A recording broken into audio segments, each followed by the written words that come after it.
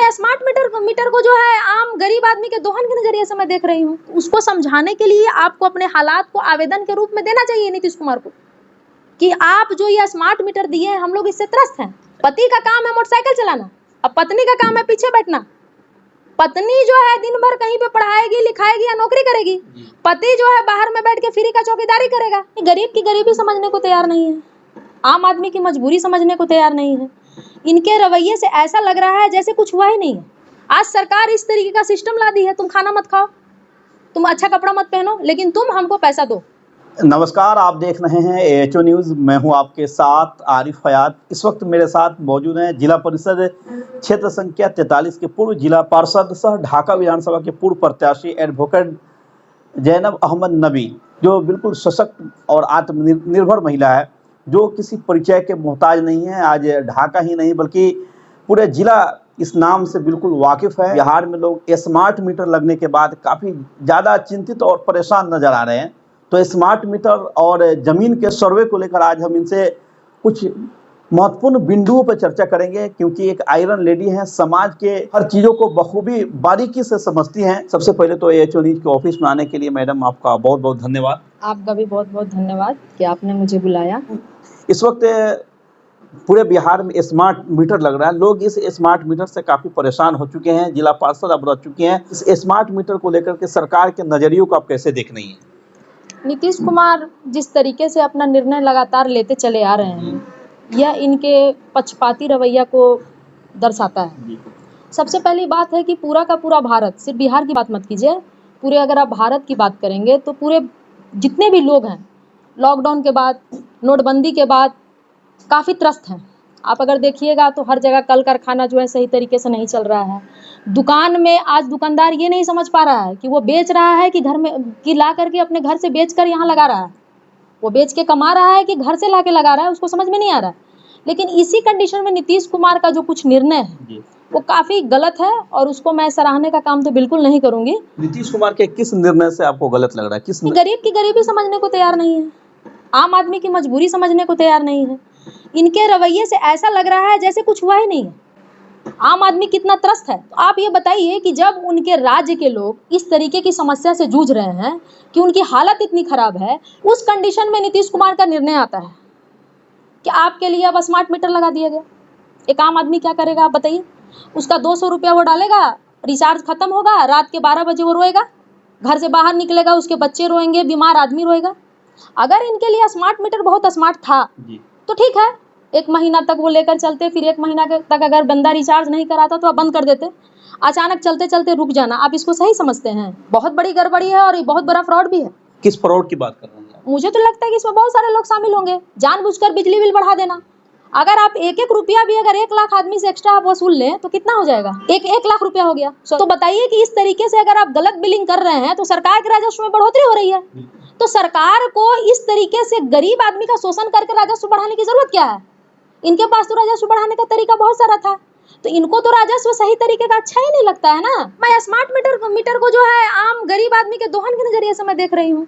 आज सरकार इस तरीके का सिस्टम ला दी है, तुम खाना मत खाओ, तुम अच्छा कपड़ा मत पहनो, लेकिन तुम हमको पैसा दो। स्मार्ट मीटर को लेकर सरकार को आप क्या सुझाव देना चाहेंगे? मैं सरकार को यही सुझाव देना चाहूंगी कि अगर वो स्मार्ट मीटर ही चलाना चाहते हैं, उन्हें लगता है कि लोग के पास अगर लंबे टाइम तक बिल रह जाता है तो ये लोग भरते नहीं है बल्कि उसको पचाने का काम करते हैं, तो ठीक है, उसके लिए तरीका है कि आप 1 मंथ का उनको टाइम दीजिए और 1 मंथ का टाइम दे करके उनके बाद अगर वो समय पे नहीं भर रहे हैं तो आप उसके बाद उसका लाइट काट दीजिए। लेकिन ये किसके साथ होना चाहिए? ये व्यापारी के साथ आप कीजिए, आम आदमी के साथ ये भी नहीं होना चाहिए। पहले अक्सर ये देखा जाता था कि गांव देहात के 1-1 लोगों के पास सरकार का बिजली बिल 1-1 लाख रुपया हो गया था, लेकिन लोग जमा नहीं कर पा रहे थे। हो सकता है कि सरकार इन्हीं सब चीज़ों को देखते हुए इस तरह का निर्णय लिए। तो मैं आपसे यह कहना चाहती हूँ कि ठीक है, सरकार ये सब चीज़ देख करके निर्णय ली है तो इसका भी हम गलत नहीं कह सकते। बहुत सारे लोगों के पास 1-1 लाख रुपया बिल बकाया था, लेकिन ये बताइए कि गरीब को जीना भी तो चाहिए। बहुत ही फेलवर फैसला है और बहुत ही, मैं इसको तानाशाही फैसला कहूँगी। इसको नीतीश कुमार के फैसले? हाँ, मैं इस फैसले को उनका तानाशाही फैसला में कहूँगी। स्मार्ट मीटर वाले फैसले? बिल्कुल बिल्कुल। सुझाव क्या होगा आपके? मेरा सुझाव ये होगा कि आम आदमी की आप मदद कीजिए, आप ऐसा सिस्टम बहाल कीजिए। आज आपका आम आदमी जो है शराब जाकर नेपाल में पी रहा है, वापस से शराब बहाल कीजिए, सिस्टम को सुधारिए। उसके लिए रखिए कि आपने घर में जाके पियो भाई। समाज को आप शराबी देखना चाहते हैं? मैं शराबी नहीं देखना, जो सुधार दे तब सुधार दे। तो स्मार्ट मीटर के साथ साथ बिहार में अभी जमीन सर्वे का काम चल रहा है। जब से लोगों ने जमीन सर्वे का नाम सुना है, लोगों के अंदर एक डर का माहौल बन चुका है। सरकार के इस फैसले को आप कैसे देख रही हैं? ये भी फैसला इनका गलत है। मैन पावर है इनके पास। किस तरह से गलत आप मानते कोई भी देखिए, कोई भी अगर आप प्लान बनाते हैं तो सबसे पहला जो आपका प्लान का जो पॉइंट होना चाहिए वो होता है मैन पावर। पॉइंट नंबर 1, उसमें ये देखना पड़ता है उस प्लान को कि वो सक्सेस करने के लिए आप मैन पावर आपके पास कितना है। इनके पास मैन पावर नहीं है। मैं आपको ऑन कैमरा बोल रही हूँ, इनका कर्मचारी एक पेपर का 3000 रुपये लेता है सर।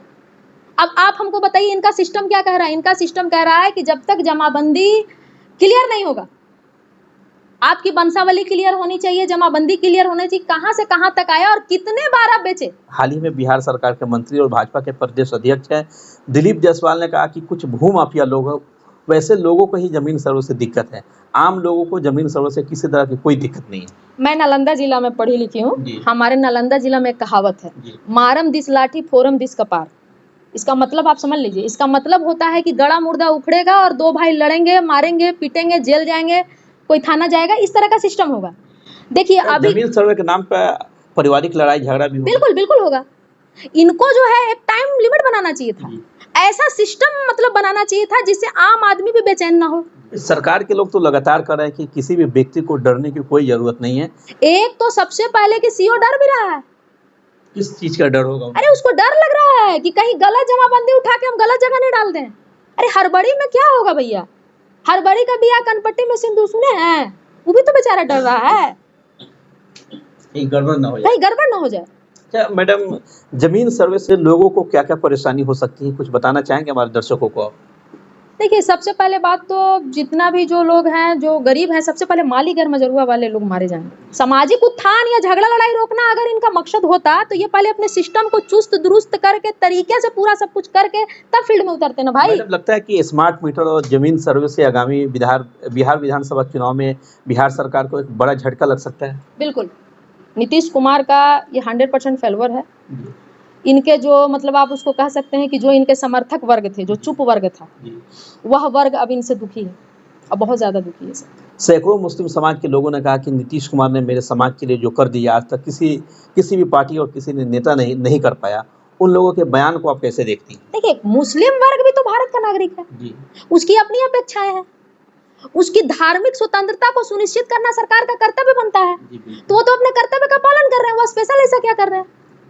स्पेशल ऐसा क्या कर रहे हैं आप बताएंगे? मुस्लिम महिलाओं को उन्होंने नौकरी दिया, मुस्लिम महिलाओं को बहुत सारी चीजें दी। क्या सिर्फ मुस्लिम महिलाओं को दिया, बाकी लोगों को नहीं दिया? उनका तो आरक्षण 50% सबके लिए था, हिंदू के लिए भी था, मुस्लिम के लिए भी था, सिख के लिए भी था, ईसाई के लिए भी था। अगर आप महिला है तो आपको 50% आरक्षण मिलेगा, इसमें स्पेशल क्या है बताइए हमको। पहले महिलाओं को कोई पूछता नहीं था, आज महिला सांसद बन रही है, विधायक बन रही है, जिला परिषद की अध्यक्ष बन रही है, मुखिया बन रही है।